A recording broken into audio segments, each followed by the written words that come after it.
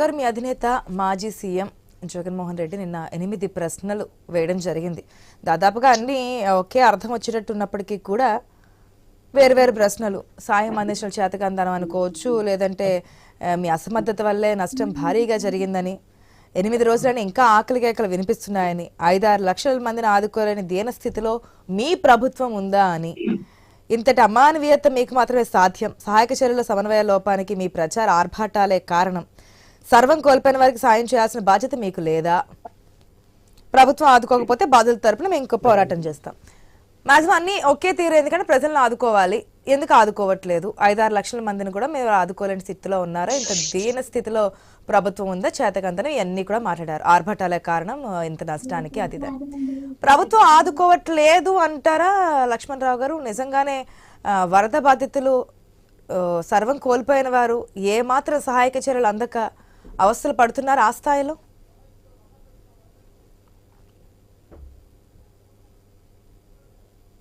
లక్ష్మణరావు గారు చెప్పండి. ఆశా గారు గుడ్ మార్నింగ్ అండి. మీకు ప్యానల్ ఉన్న పెద్దలు అందరికీ కూడా ఐఎన్ఎస్ వీక్షణ యాజమాన్యానికి హృదయపూర్వక నమస్కారాలు.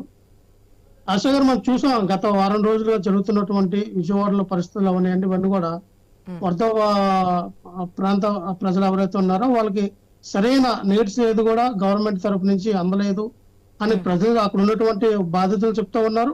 అక్కడ ఉన్నటువంటి ప్రజలందరూ కూడా, ఎందుకంటే దాదాపుగా 60 లక్షల మంది నివసించేటటువంటి విజయవాడలో జస్ట్ ఒక 5-6 లక్షల మంది వరద ప్రాంతాలకు గురైనటువంటి వ్యక్తులకు కూడా మనం సేవ్ చేయలేదంటే టోటల్ గా గవర్నమెంట్ ఫెయిలియర్ కనబడుతుంది కదా. ఇక్కడ చంద్రబాబు నాయుడు గారు ఫెయిడ్ లోకి వెళ్ళేటప్పుడే అక్కడ ఉన్నటువంటి తగు ఎవరైతే అధికారులు ఉన్నారో, రెవెన్యూ డిపార్ట్మెంట్ అవనండి, డిజాస్టర్ మేనేజ్మెంట్, వీళ్ళందరూ కూడా మరి శుక్రవారం తర్వాత వాళ్ళందరూ హైదరాబాద్ వెళ్ళవలసిన వాళ్ళు హైదరాబాద్, అలాగే వేరే ప్రాంతాల్లో నివసించిన వాళ్ళు వెళ్ళిపోయారు. అందుబాటులో ఎవరు లేరు.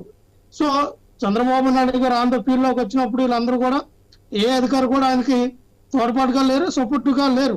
అది ఆయన కూడా తెలుసు, అందుకు కదా ఆయన కూడా చాలా సీరియస్ అయింది. ఒకటే చెప్తున్నారు సార్, గవర్నమెంట్ యొక్క యంత్రాంగాన్ని వినియోగించడంలో చంద్రబాబు నాయుడు గారు ఫెయిలియర్ అయ్యారు. అలాగే కేంద్ర బలగాల నుంచి తీసుకోవాల్సినటువంటి సహకారంలో కూడా కేంద్రం ఇవ్వలేదా లేదా వీళ్ళు తీసుకోవడంలో విఫలమయ్యారా అర్థం కావట్లేదు. ఎందుకంటే ఇదే కేంద్రం పంపించింది 5 విమానాలు పంపించారు, ఇదే కేంద్రం 5-6 బోట్లు పంపించారు, అంతేనా? అక్కడ జరిగినటువంటి విస్ఫోటన చూస్తూ ఉంటే అక్కడ ఒక్కొక్క ప్రాంతం నుంచి ఒక్కొక్క ప్రాంతానికి వెళ్ళాలంటే మినిమం 10 కిలోమీటర్ డిస్టెన్స్ ఉంటుంది. ఆ 10 కిలోమీటర్ రింగ్ మొత్తం, ఆ రింగ్ లో మీరు ఎన్ని బోట్లు పంపించారండి? ఎంతమందికి అది ఆ లూప్ లైన్ లో ఉన్న వ్యక్తులకు ఎంతవరకు సహకరించినట్టు?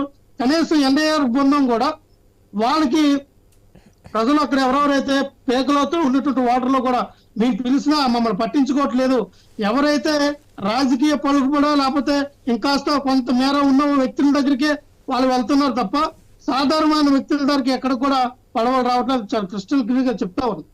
మేము ఒకటే చెప్తాం ఆశా గారు, ఆ రోజు ఈ రోజు కూడా ఇది మ్యాన్ మేడ్ ఫ్లడ్స్ ఖచ్చితంగా క్రిస్టల్ క్లియర్ గా ఎందుకని చెప్తా ఉన్నాం అంటే, ఆ రోజున ఇప్పుడు ఏవైతే 11 గేట్లు అయితే ఏవైతే ఉన్నాయో వెలగలేరు కట్ట మీద ఆ రెగ్యులేటర్ మీద ఉన్నటువంటి ఈ 11 గేట్లు కూడా ఏ గేట్ ఎటువైపు తీస్తే ఆ గేట్ నుంచి వచ్చిన వాటర్ ఇక్కడ పోలవరం కుడుకాల వైపు కలుస్తుంది, ఆ గేట్ నుంచి వచ్చిన వాటర్ ఇబ్రహీంపట్నం వైపు వెళ్ళినటువంటి టెన్నల వైపు వెళ్తుంది, కృష్ణానది వైపు.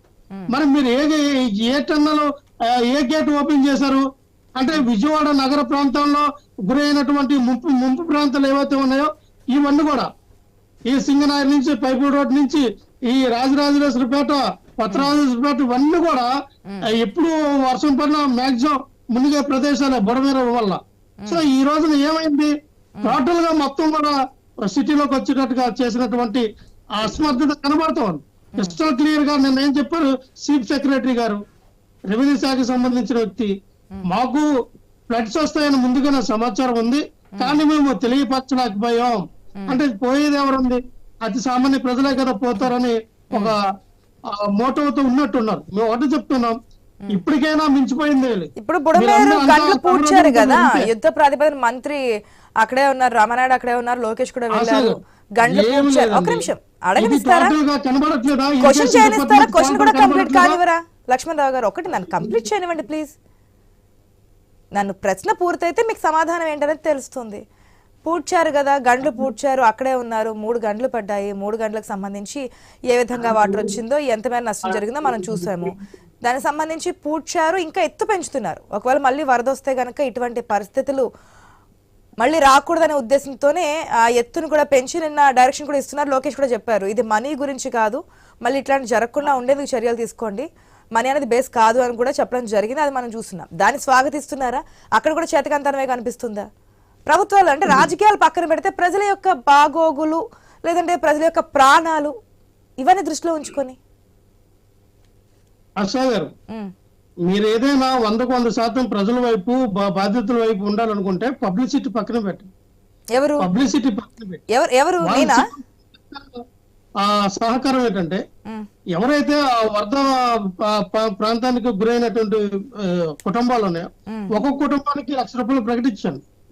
నేను ఒకటి క్వశ్చన్ చేశాను, దానికి సమాధానం చెప్పండి. బుడమేరు వాగుకి గండ్లు పడిన దాన్ని యుద్ధ ప్రాతిపదికన ఎంత కష్టమైనా సరే ఆ ఫ్లోటింగ్ ఉన్నప్పటికీ కూడా పూడ్చారు. దాని ఎత్తు కూడా పెంచడానికి లేదంటే రిటర్నింగ్ వాల్ నిర్మించాలని చెప్పి ప్రతిపాదనలు వస్తా ఉన్నాయి. ఎత్తు పెంచితే గనక మరొకసారి భవిష్యత్తులో రాకుండా ఉండడానికి.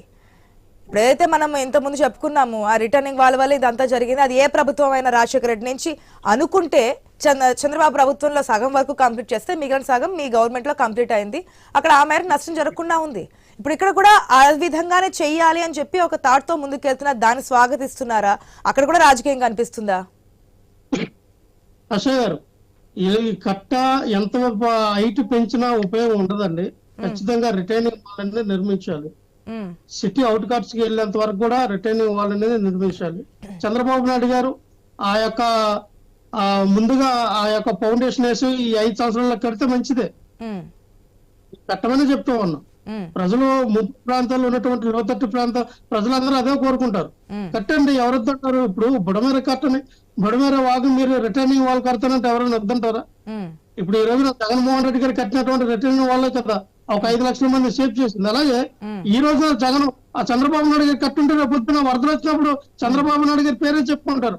మేము దాని గురించి అట్లా కట్టమని చెప్తా ఉన్నాం.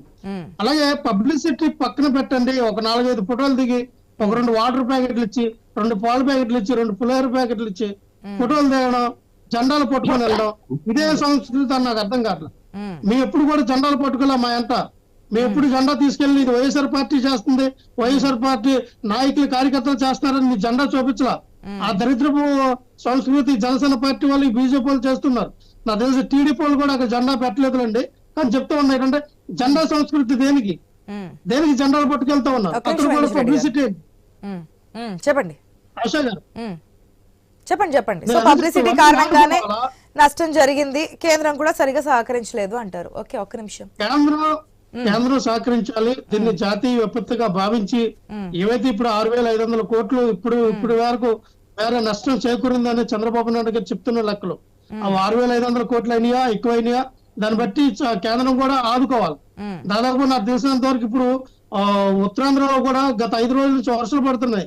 మాకు కూడా విపరీతమైన పంట పొలాలన్నీ మునిగిపోయినాయి. చెరువులు కూడా మంచి దీని మీద ఉన్నాయి. ఆల్రెడీ అక్కడ వర్షం పడితే కంటిన్యూస్ గా ఇంకా 5 రోజులు పడుతుందంట. అంటే అర్థం చేసుకుని ఏ తీవ్రత ముంచుకొని ఉందో ఉత్తరాంధ్ర కూడా.